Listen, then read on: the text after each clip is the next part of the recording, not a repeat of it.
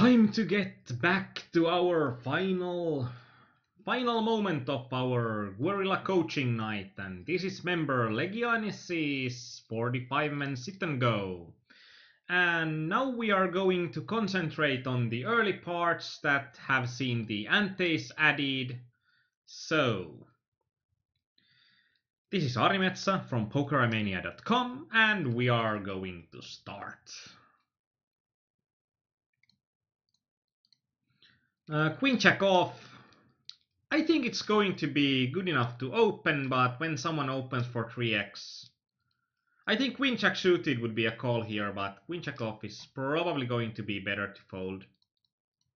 I think that in general opponents are just going to open hijack with too tight of a range.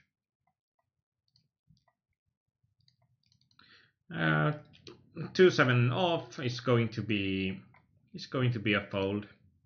Like in the situation like we are here, we want to be calling with hands that are going to flop well. So something like ace and small cards suited.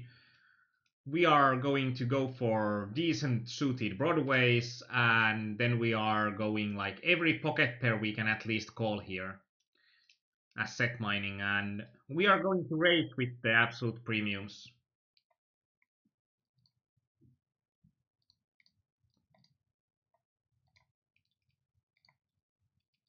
And something like 10-4 off, it's going to be a great fold. 3-4 off, fold. Ace jack off, it's going to be good enough to raise. But when we get raised from UTG, I think ace jack off is going to be a hand that you just need to fold, because in general I think people are going to open pretty much like ace 10 suited would be only hand that you are in really good standings when an opponent opened from UTG. So fold here is great. If he wouldn't have folded, I would like to see that raised.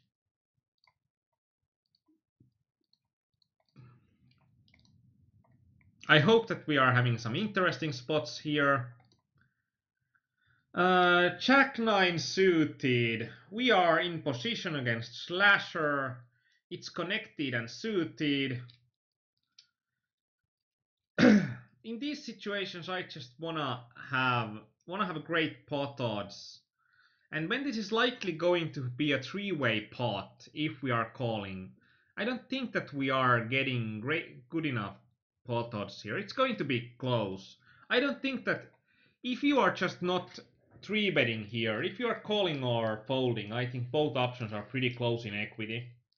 I would probably prefer folding a bit more when I'm looking at the pot odds and how often I think that this guy will come in if we call. And we did whiff the flop, and there is this slasher guy is when slasher guy is betting and we are not having strong enough draw or anything to carry on, so just fold here. And we are going to see our opponent's hands probably. Nope. Evgeny just wins a big pot.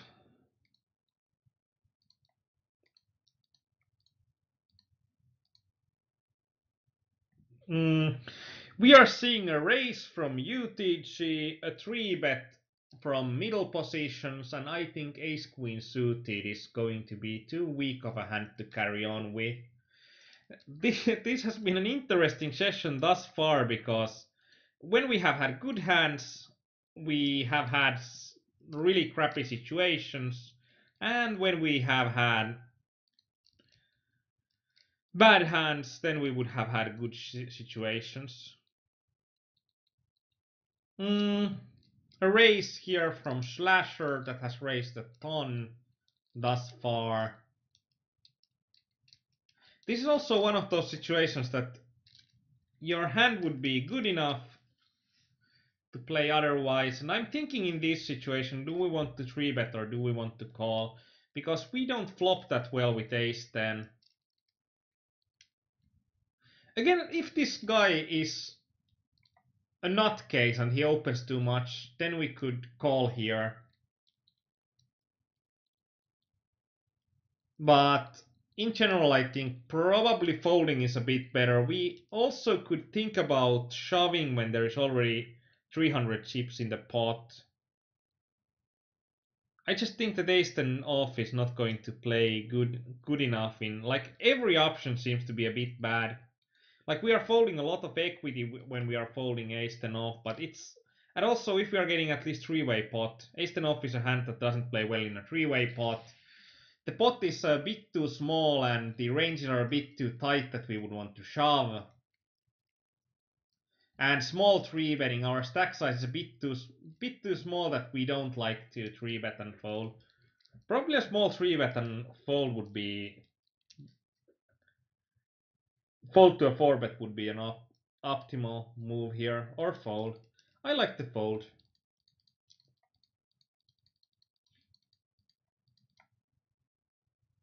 And check then off. And this is actually a good call pre-flop on pocket sixes, but I don't understand why he calls for two streets post-flop with pocket sixes. A player to value bet for sure. 8-7 off is not going to be strong enough to open, but something like 8-7 suited would probably be good enough to open here.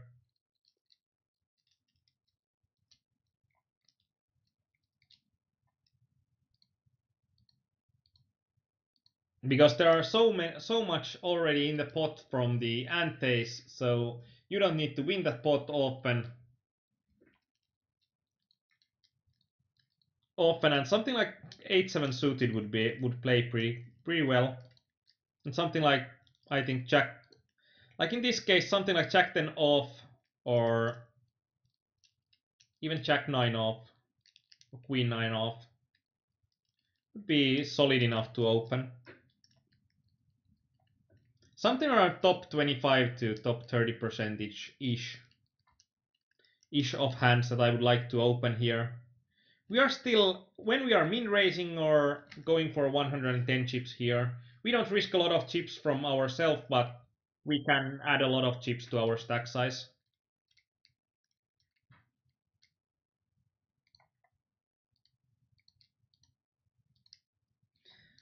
And legianis, that's always good to, if you have learned something, and if you have learned something, please share with us on the chat that what you have already learned. That's always great to hear. And when I see that these hands are probably not that interesting, then I'm going to talk a bit more about what kind of range I think that I would play in a certain situation if the hand itself isn't that interesting.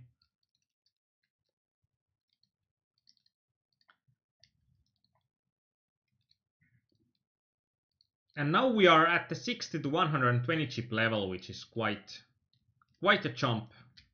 And now we are 10 big blinds deep, but effectively, or tournament adjusted big blinds, we have only 6.5. Like there is one additional big blind because we are having 9 players on the table, and this is really important in MTT sit and goes, that even when we don't have that big antes, the antes really add up in the long run. So this makes every pot so much more worth fighting for.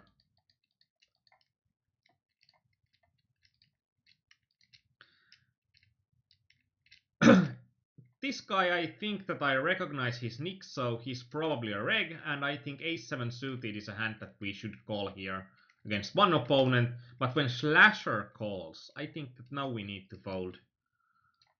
But against one player, this should be a call.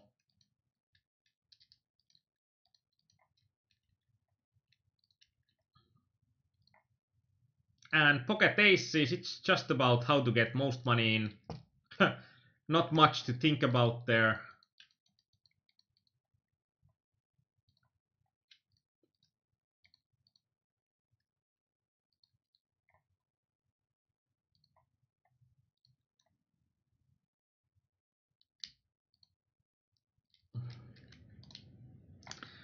And really easy spots. And now we are pretty sure that this Slasher guy is, he's not a reg, and he's going to be a player that I would love to play against. Because I think he will spoo his chips away really often. It's a bit sucky that he's now on our right side, because when he's on our right side he can race into us, and then we'll need to adjust by playing a lot more against him. And like 20 hands is going to be about enough to...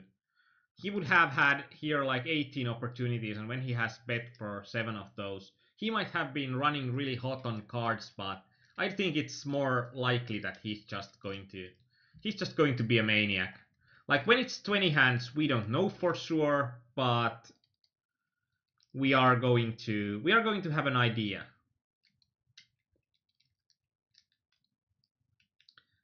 And this was the final hand for us. And if Evgeny Limpson doesn't call here against Slasher, that's the most aggressive guy, it would be a huge mistake for him. Ace-10 and pocket kings or pocket queens. Pocket deuces, that's like the worst limp of all time. You are getting your opponent chance to realize his equity against you for practically no chips at all, and that's a great hand that always benefits when they're going to see 5 hands. And legianis, because we got through the first hands pretty quickly. If there is anything else you want to concentrate on, we could try to look over some hands.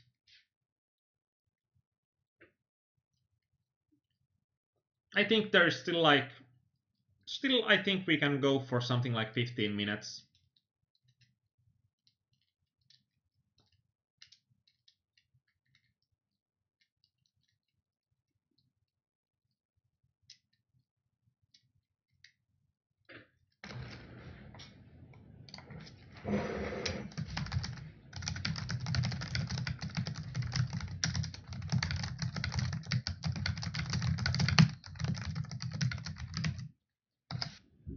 And I think like those hands probably, because there were not a lot of that interesting situations.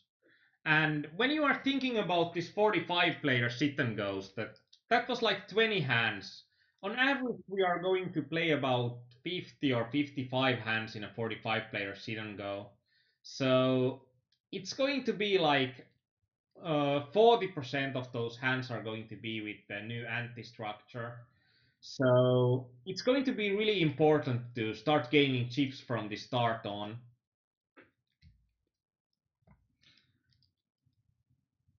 And Legion said, I don't know any specific hands. Okay.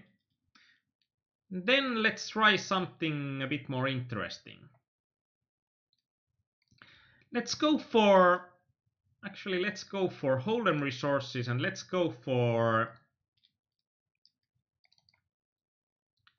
the final table hands. Do we have some important push fold hands there? And when did we hit the final table? This is final table for sure. 480. Is this final table? How many chips there are? This is final table. But it's going to be around here.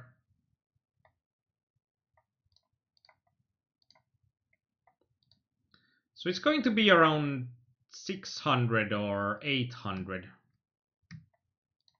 And now I'm just going to go for trying to find out when we are going to the final table. This is final table, final table, final table, final table. And this is not final table, so this 6-4 is going to be the limit of being not final table. Let's export these hand histories.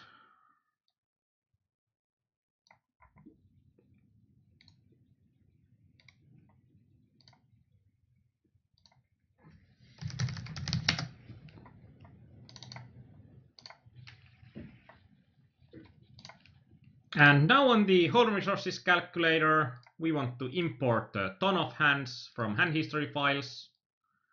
So I'm just selecting the file here, and let's see.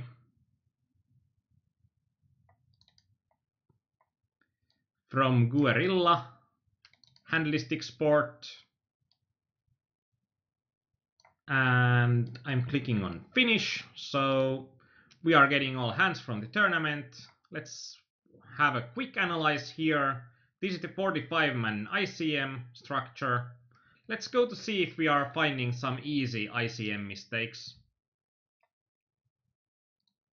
This is something that I think Hold'em Resources pretty much shines on. And I think that these hands that we are going to see as mistakes are probably not going to be mistakes. Because we can see that our stack size is pretty... it's so that these hands are probably not going to be... They're probably not going to be hands that are push fold hands. So, like if we are looking at show history here, like this is a bit more than a min raise, and I'm a bit unsure. Do I like this kind of hand when something like 9-7 suited? We would want to have a lot of stack size behind, and in these situations we don't have it. And this is something also like 8-5 off from the heads up. Like if we are against an opponent that raises every single hand, then we could call this profitably. But I think like in general opponents are going to be too tight in heads up situations. But so I think that this looks like that there is the like the basic stuff on the push fold seems to be quite well at hand.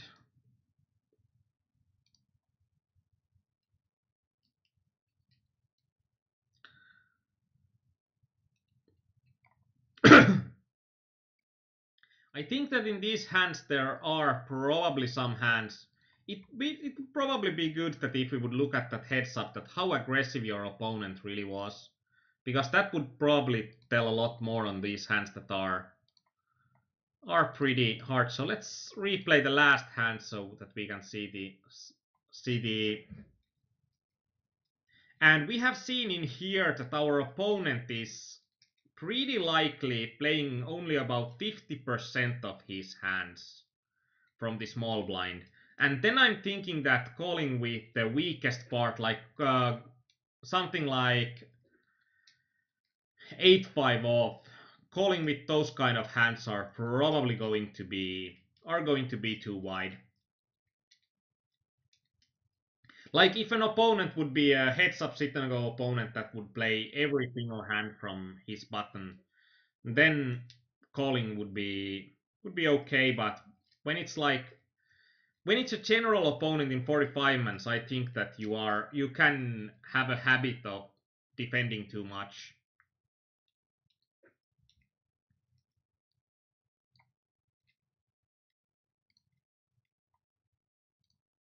And actually, when I'm looking at this, that when this opponent has folded 81%, then it's also pretty much that if you are not attempting to steal pretty much every chance you get, I'm thinking that there's pretty much the same than was with Ilari, that if you are not stealing with every chance you get, you are probably missing out on some chips that you could get.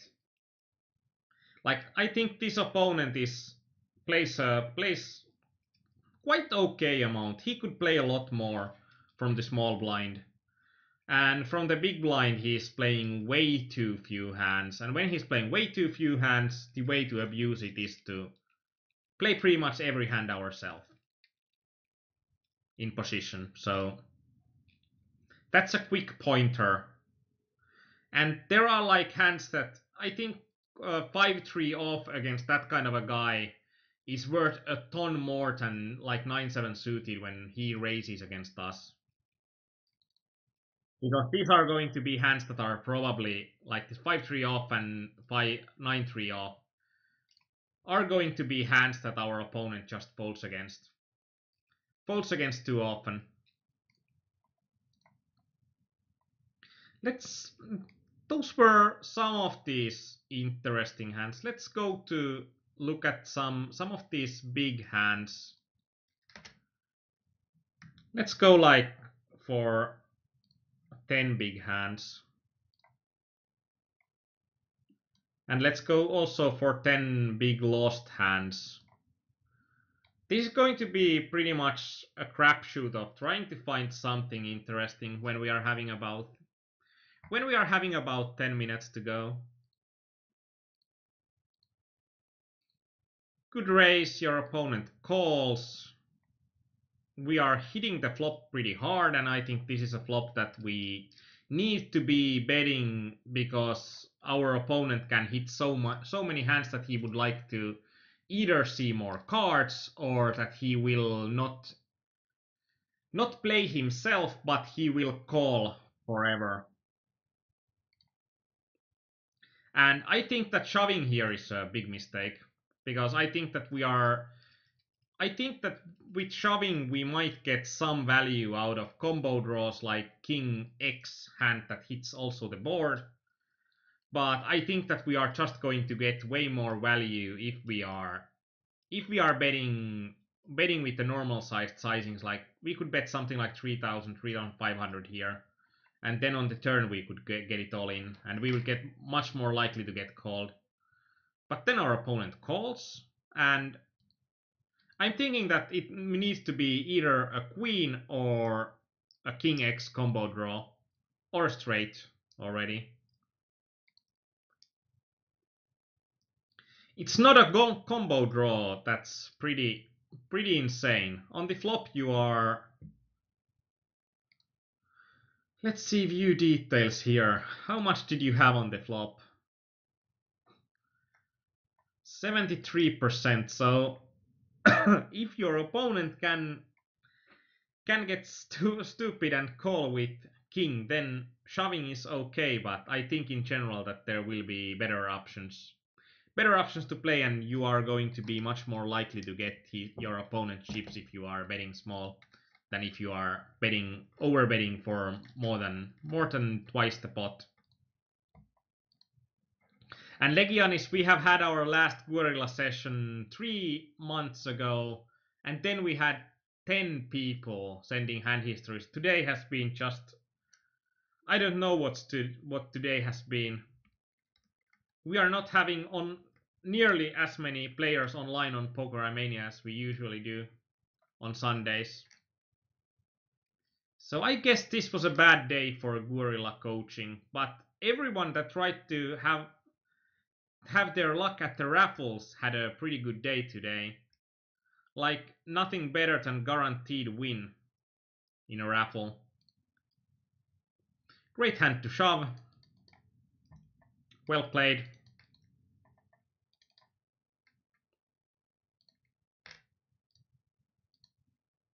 And this is one of those hands that when we are 20 big blinds deep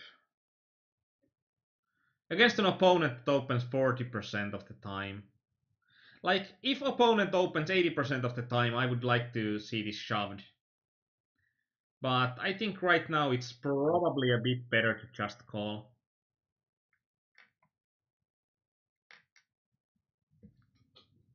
Legianis said that sure, but there are many scary cards on the turn. 10, Jack, Ace, 9, even 8 is scary. If you are counting those cards, that how many cards you are scared, I think like something like 20% of the turns are scary and 80% of the turns are going to be fine.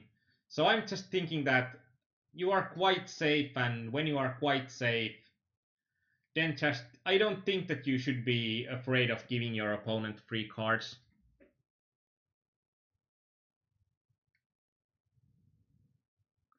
Ilarit27 says, I think that when you raise every small blind heads up, your opponent notices easier that he's being exploited and starts doing the same and playing more against you. I think that I have seen so many players that like they don't adjust at all, even though you are stealing all the time. So I'm thinking that when he adjusts, then you adjust yourself. But when they don't adjust, then you just try to exploit them as much as you can. And if you are scared about raising every hand. Why are you raising every hand? Because I think some hands would probably have better equity to limp in even when you are having an opponent that's even when you are having an opponent that's uh, folding about 80% of their hands. Like even if a opponent that folds for 70 or 80% of hands, even though when they adjust, they are probably not going to adjust enough.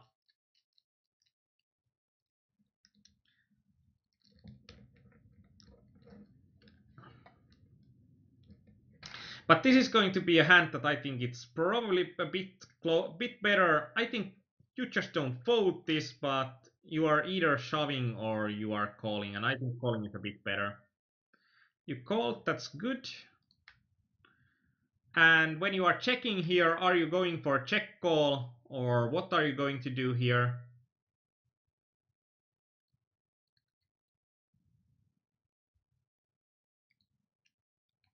I think that ace 4 off with ace, I think that we should be calling here.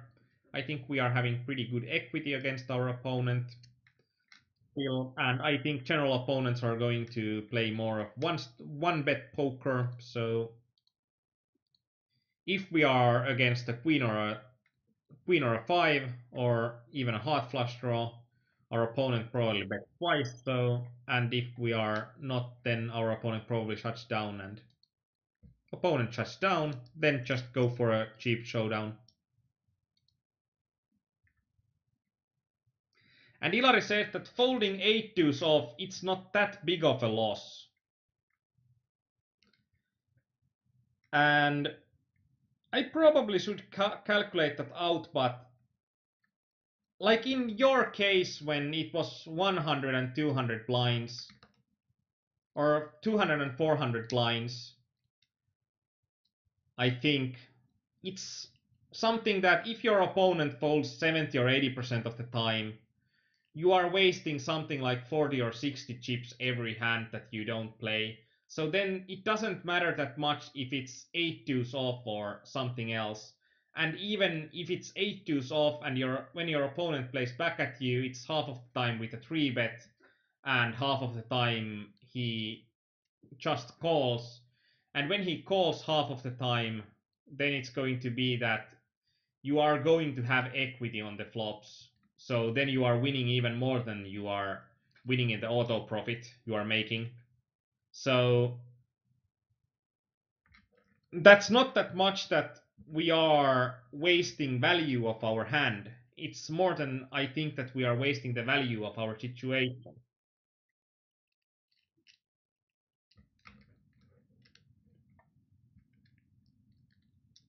And I'm thinking that if opponent folds for more than 60% of hands, he is going to be very needy.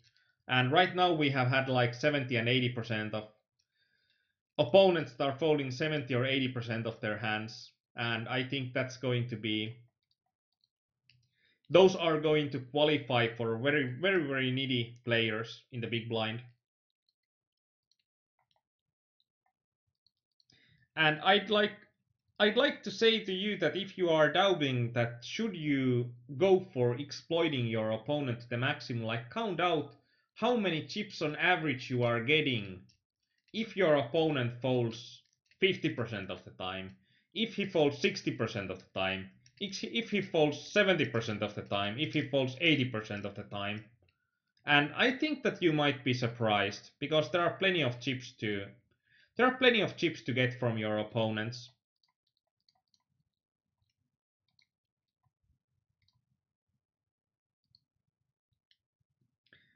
This is one of those situations that I probably said earlier on that with 7-9 suited, I prefer to not call this hand. And I prefer to not call this hand because we are having such a shallow stack depth on average, even though our odds are going to be okay against one player. But when we are hitting mid pair and we'll need to. We are not that sure where we stand when we are hitting our pair. And there is such a short stack size in here, so rather just preserve your stack size and try to abuse the other players on the table. This is like the best board we can hit. We are having open-ended straight draw and we are having flush draw, so or like double gut shot and flush draw, so best possible situation. We can just shove it in from here when opponent bets for 2,300 because he will be quite likely to call. Yeah, well played. Well played post-flop, but on pre-flop, I don't think that it's that good of a play. This is a shove. Great. And this is one of those situations that I think that if your opponent has raised so little, so small amounts, like the 5-3 off is going to be worth way more than this 8-5 off. I probably don't understand why you have called this. And when you have called this, you are still hitting pretty well here. And you are not only hitting pretty well, you are now hitting the nuts. And now I think that you should be betting. Like on the turn, if your opponent hasn't bet the flop, you should be betting the turn to start growing the pot when you are having the nuts.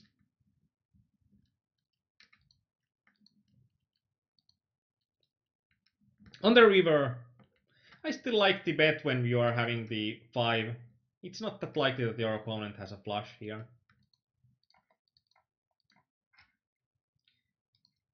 And how many hands there are left? Only four big winning hands. So 9-10 suited. This is a hand that needs to be played, and calling is a great option here. On the turn, this is one of those spots that I would like a bet here again,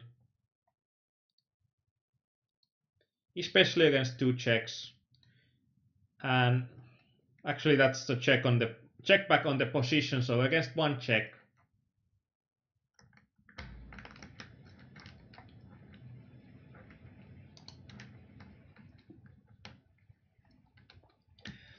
So so on the river, the bet is pretty much mandatory when your opponent has checked twice because you are having the best hand so often. Min raise, I think that's great. We can't shove profitably here, but when our opponents are going to be tight enough, there is room for a profitable min raise. Opponent calls, we are pretty much hitting the best possible. And in this situation, I'm a bit torn between. I think in this situation probably checking back might be okay, or better than c betting. Actually, I still like c betting when there is a flush draw on the table, so I'm thinking c betting is better here.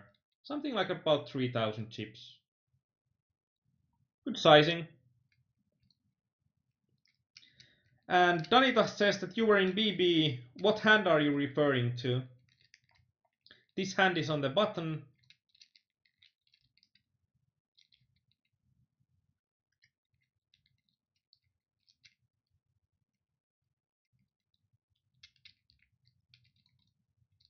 And Legianis says that he just had an interesting hand in top 5 of 180 man.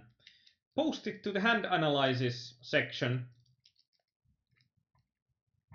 That sounds like it's going to be a pretty interesting hand to look through. 3-6 suited. This is an interesting hand in a way that I don't think that it's going to be that great of a shove. I'm thinking actually this is probably better to limp or min raise. And especially against this kind of a guy that practically only 3 bets or folds against you. 3-6 suited is going to be way better to min raise fold than shove.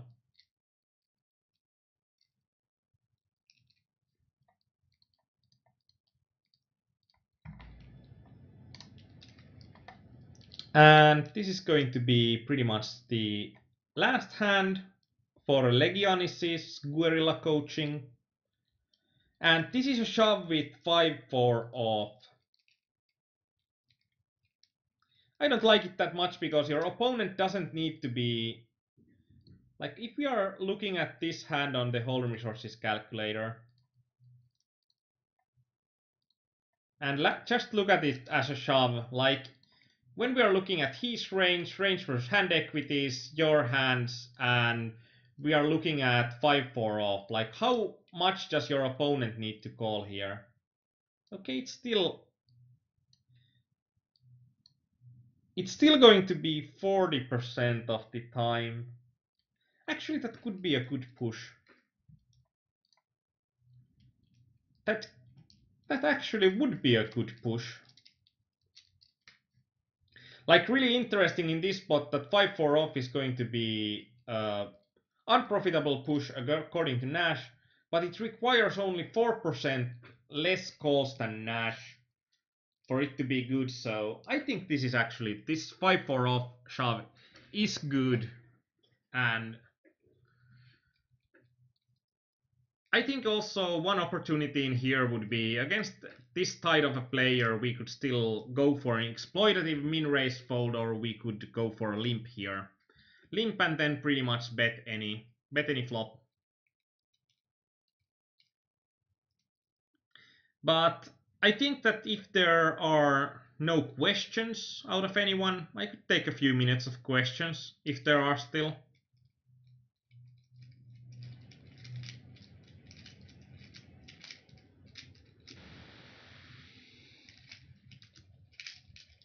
And Legianis is explaining the hand, but I think that it's just so much easier to post the hand than trying to describe it. And even because of the ICM, it doesn't even matter that much like how much you had and your opponent had, because you need to know all of the stack sizes on the table, because it matters a lot if you are having short stacks on the table, and not just because it matters on your ranges, but it matters on how aggressive the opponent can shove. But I think that we could pretty much conclude our session today. So I've had quite fun, especially that I don't have any, or I don't like playing on stars when they are having problems, connection problems, because I don't like to lose money on things that I can't affect. So this was a nice coming back to guerrilla coaching, and last time around we had like no minutes of preparation for people to send their hand histories in. And now we had 2 hours of preparation and we got 3 times less hand histories. That's weird. But so you can prepare for your next guerrilla coaching in 3 months when I'm having another situation that I don't have an opportunity to play live. So, well, wait for that moment. But now I'd say that it's time to end this session. If you are going to sleep, have a good night. And if you are still playing poker, may this be a winning night for you. Bye!